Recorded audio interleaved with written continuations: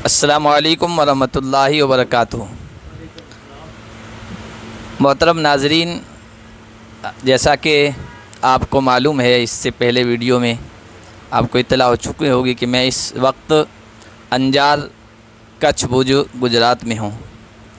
और मेरा ये मिजाज है, जहाँ जाता हूँ और नाज़रीन का भी उनका मुतालबा या उनकी डिमांड रहती है कि वहाँ उलमाए किराम और दीनी और सियासी एतबार से जो सरकर्दा रहनुमा हैं और सरगर्म कारकुन हैं मुसलमानों में, तो उनसे भी कुछ तारुफ़ हो जाए और वहाँ की खिदमत के बारे में मालूमात हो जाएं। इस वक्त हमारे सामने जो आपको स्क्रीन पर नज़र आ रहे हैं, यहाँ के एक बुज़ुर्ग सरगर्म कारकुन हैं, जमीयत के भी, दीनी एतबार से भी, सियासी एतबार से भी। नूर मोहम्मद साहब राइमा साहब इस वक्त जमीयत के जनरल सेक्रेटरी हैं और इनकी यहाँ बड़ी खिदमत हैं। तो मैं इनसे कुछ बातें मालूम करना चाहूँगा, यहाँ के दीनी, सियासी, माशी हालात के बारे में कुछ सवालात होंगे। तो सबसे पहले राइमा साहब, आपका इस्तकबाल है हमारे यूट्यूब चैनल अलवली मीडिया।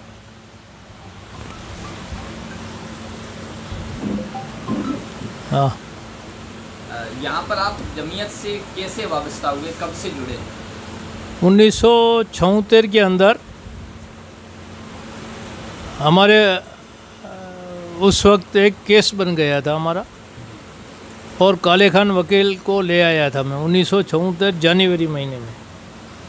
और इसके बाद 2-3 महीने बाद ही भरूच के अंदर कॉन्फ्रेंस हुई जमीयत उलमा हिंद की। तो मैं उस कॉन्फ्रेंस में गया और वहाँ मौलाना असद मदनी साहब से बैत हुआ और मौलाना को दावत दिया कच्छ आने के लिए। तो वो मौलाना आए, 2 दिन रहे हमारे पास। हमारे ख़ानदान वाले बहुत से बैत हुए उससे, और लोग भी बैत हुए, और वहाँ से जमीयत की स्थापना कच्छ में हुई और वहाँ से सिलसिला चालू हुआ। आज मुझे उसमें 48 साल हुए जो जनरल सेक्रेटरी हूँ, समझो न। तो इसके बाद तब कच्छ के अंदर मौलाना, अपने ख्याल के मौलाना तो थे नहीं, और ये बिदत का तो गढ़ है कच्छ।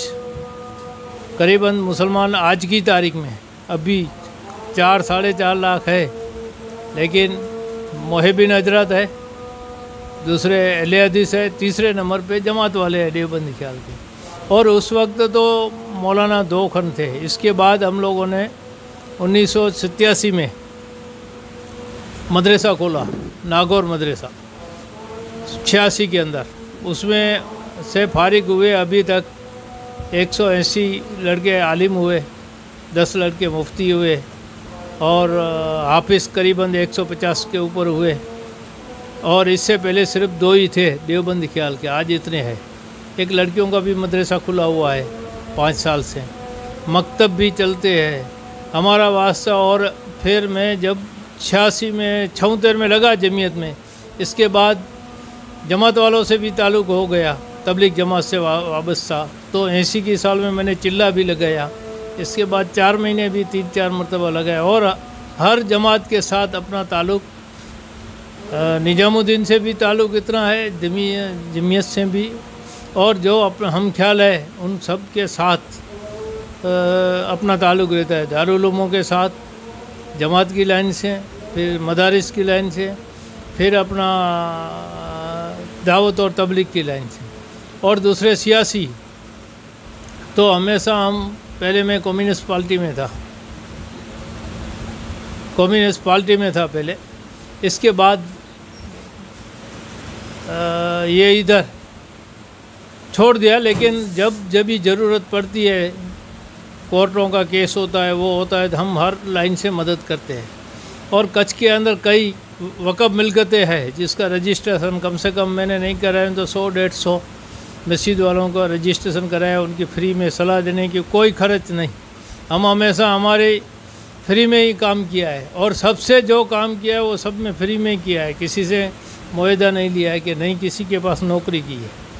अल्लाह ने हमको दिया है, हम काम करते रहते हैं, और आज तक अल्लाह के फजल से सबके ऊपर हम एहसान डाल सकते हैं, लेते नहीं हैं, समझो।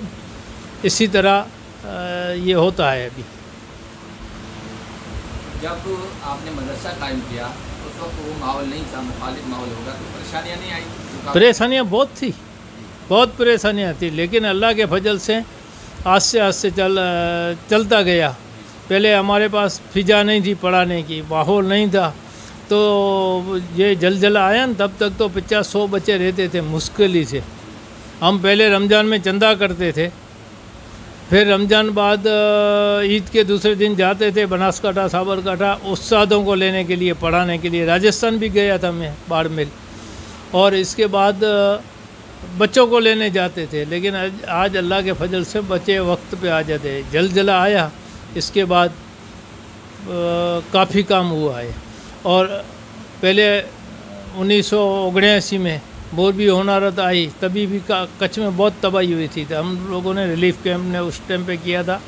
फिर ये जलजला आया, इसमें तो मैंने कम से कम 4 साल तक मुस्तकिल रिलीफ कामों में हर जमात का काम किया हूँ मैंने, और मुस्तकिल जमीयत का भी तो मुस्तकिल हुआ, स्कूल है ये सब बना है इधर। और ये जमात का काम यहाँ कब से शुरू हुआ है? जमात का काम 1956 में मुंशी अलादत की जमात आई थी कच्छ में पहली मरतबा। कंडला आई थी, कंडला से खारी रोड से इंजार, इंजार से भूज। इसके बाद उस वक्त से आस्ते आस्ते शुरू हुआ, लेकिन फिर आस्ते आस्ते काम चलता गया। तो 84 के अंदर 1984 में गुजरात का पूरा इज्तिमा हुआ भूज के अंदर। उसके बाद से कम सिलसिला चालू है। आज 130 जगह पे क़याम होता है जमात का। अभी हम children village, Jamiat children village देख के आए, माशाल्लाह बहुत अच्छा काम है। तो कच्छ तो बहुत लंबा चौड़ा है, यहीं क्यों कायम किया गया, उसकी वजह क्या थी? उसमें क्या था कि यहाँ साथी भी थे और सबका दिल इधर ही लगा था।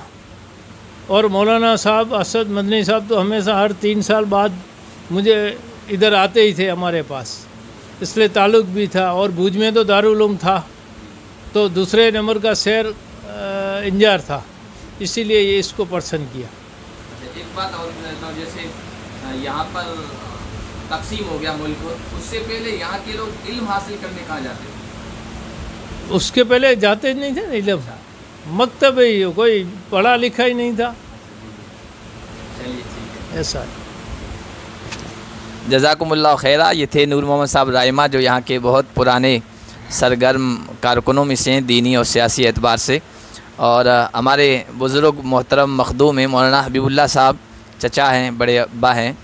तो कल उनका फ़ोन आया कि वहाँ पर जा रहे हैं, तो नूर मोहम्मद साहब राइमा की बहुत ख़िदमात हैं वहाँ, तो उनसे ज़रूर इंटरव्यू लेना। हमने कल भी इनसे दरख्वास्त की थी, लेकिन ये तैयार नहीं हुए थे, मौलाना का इसरार था, इस वजह से। इस वक्त मौलाना अबू दुजाना साहब, मौलाना मोहम्मद शरीफ साहब, मौलाना अब्दुल मुक़सिद साहब वग़ैरह ने कहा कि नहीं, आप ज़रूर इंटरव्यू दें। तो हम इनके शुक्रगुज़ार हैं कि इन्होंने हमारे चैनल के लिए इंटरव्यू दिया।